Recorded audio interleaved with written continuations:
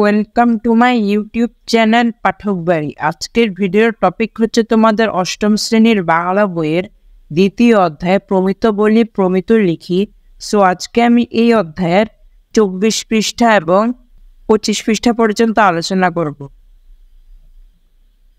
So তোমরা যদি আমাদের ইউটিউব চ্যানেলে নতুন হয়ে থাকো, আমাদের ইউটিউব চ্যানেলটি সাবস্ক্রাইব করবা এবং পাশে থাকা বেল আইকনটি প্রেস করে দিবে। সো তোমরা যদি আমাদের আগের ভিডিওগুলো না দেখে থাকো তাহলে তোমরা অবশ্যই আমাদের চ্যানেলে গিয়ে দেখে নিবা এবং আজকের এই ভিডিওটা তোমরা স্কিপ না করে সম্পূর্ণ দেখবা। সো শুরু করছি।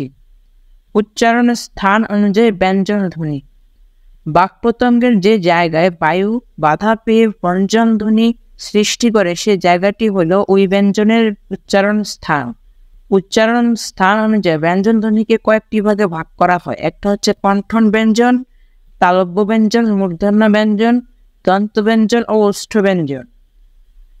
ব্যঞ্জন ধ্বনির উচ্চারণের সময় কোনো বাক্য প্রত্যঙ্গের অংশগ্রহণ মুখ্য এবং কোনো বাক প্রত্যঙ্গের অংশগ্রহণ গৌণ নিচের ছকে দেওয়া হলো। সো দেখো, ধ্বনি মুখ্য বাক প্রত্যঙ্গ এবং গৌণ বাক প্রত্যঙ্গ। কণ্ঠ ব্যঞ্জন জিভের পেছনের অংশ নরম তালু। তালব্য ব্যঞ্জন জিভের সামনের অংশ শক্ত তালু।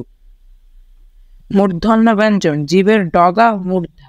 দন্ত ব্যঞ্জন জিভের ডগা উপরের পাটির দাঁত। ওষ্ঠ ব্যঞ্জন নিচের ঠোঁট উপরের ঠোঁট। এখানে মুখ্য বাক প্রত্যঙ্গ আছে যেটা মৌলিক, অর্থাৎ কণ্ঠব্যঞ্জন উচ্চারণ করার সময় আমরা মৌলিকভাবে জিভের পেছনের অংশ থেকে করি এবং তাকে সহায়তা করে অর্থাৎ সহকারী যে বাক প্রত্যঙ্গ সেটা হচ্ছে নরম তালু।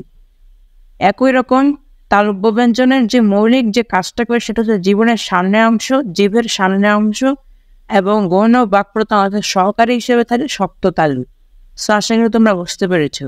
এখানে দেখো, কণ্ঠ ব্যঞ্জন যেসব ব্যঞ্জন ধ্বনি উচ্চারণের সময় জিভের পিছনের অংশ উঁচু হয়ে আলজিভের কাছাকাছি নরম তালুর সাথে বায়ুপথে বাধার সৃষ্টি করে সেগুলোকে কণ্ঠ ব্যঞ্জন বলে। যেমন কাকা, খালু, গাছ, ঘাস, কাঙ্কাল প্রভৃতি শব্দের ক, খ, গ, ঘ, কণ্ঠ ব্যঞ্জনের উদাহরণ। সো অর্থাৎ জিভের পেছনের অংশকে নরম তালু যে বাধা সৃষ্টি করে সে বাধা সৃষ্টি হচ্ছে কণ্ঠ ব্যঞ্জন। তালব্য ব্যঞ্জন হচ্ছে যেসব ব্যঞ্জন ধ্বনি উচ্চারণের সময় জিভের ডগা খানিকটা প্রসারিত হয় শক্ত তালুর কাছে বায়ুপথে বাধার সৃষ্টি করে সেগুলোকে তালব্য ব্যঞ্জন বলে। যেমন চাচা, ছাতা, জাল, ঝরা, ঝড়, শশা প্রভৃতি শব্দ তলিবশ তালব্য ব্যঞ্জনের উদাহরণ। অর্থাৎ জিভের সামনের অংশকে শক্ত তালু বাধার সৃষ্টি করে বায়ুপথে। মূর্ধন্য ব্যঞ্জন দন্তমূল এবং তালুর মাঝখানে যে উচ্চ অংশ থাকে তার নাম মূর্ধা। যেসব ব্যঞ্জন ধ্বনি উচ্চারণের সময় জিভের ডগা মূর্ধার সঙ্গে লেগে বায়ুপথে বাধার সৃষ্টি করে সেগুলোকে মূর্ধন্য ব্যঞ্জন বলে। যেমন টাকা, ঠেলা গাড়ি, ডাকা, ঢোল, গাড়ি, মুড়ো প্রভৃতি শব্দের ট, ঠ, ড, ঢ, ঢ মূর্ধন্য ব্যঞ্জনের উদাহরণ।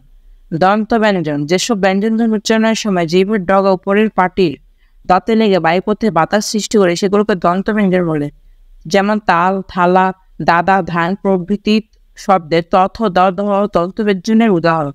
ওষ্ঠ ব্যঞ্জন যেসব ব্যঞ্জন ধ্বনি উচ্চারণের সময় ঠোঁট দুটি কাছাকাছি এসে বায়ুপথে বাধা সৃষ্টি করে সেগুলোকে ওষ্ঠ ব্যঞ্জন বলে। যেমন পাকা, ফল, বাবা, ভাই, মা প্রভৃতি শব্দের প, ফ, ব, ভ, লা ওষ্ঠ ব্যঞ্জনের উদাহরণ।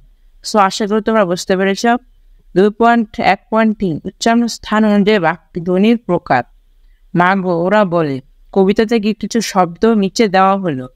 শব্দগুলোতে যেসব বর্ণ ব্যবহার করা হয়েছে সেগুলো উচ্চারণ স্থান বোঝার চেষ্টা করো। এরপর উচ্চারণ স্থান নিচে ধ্বনিগুলোর প্রকার লেখো। একটি নমুনা উত্তর করে দেখানো হলো। সো দেখো, শব্দ উচ্চারণ স্থান অনুযায়ী ধ্বনির প্রকার।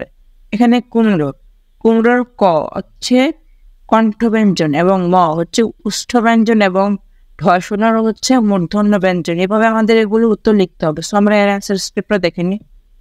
সো উত্তরটা দেখো, উচ্চারণ স্থান অনুযায়ী ধ্বনির প্রকার 25 পৃষ্ঠার সমাধান। আচ্ছা, উচ্চারণ অনুযায়ী ধ্বনির প্রকার।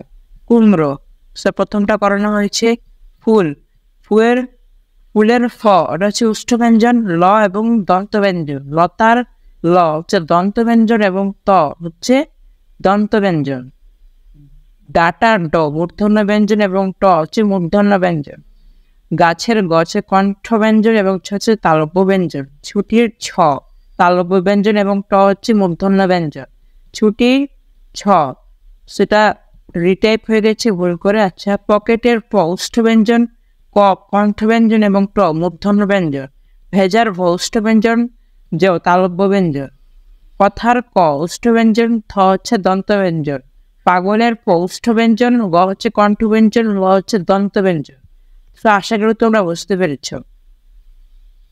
আরো রয়েছে মুরগির ম তালব্য ব্যঞ্জন এবং ঢশূন্য রয়েছে মূর্ধন্য ব্যঞ্জন ও ক কণ্ঠ ব্যঞ্জন। সো আশা করি তোমরা বুঝতে পেরেছ। আমরা পরবর্তীগুলো দেখে নিই।